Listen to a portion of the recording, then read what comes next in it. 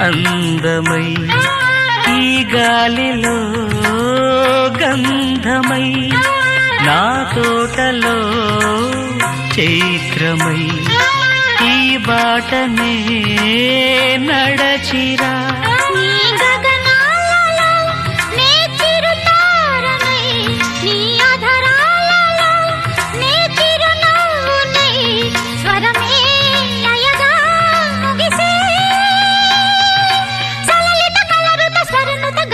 గమకము తెలియతని కీరవాణి చిలకల కలకల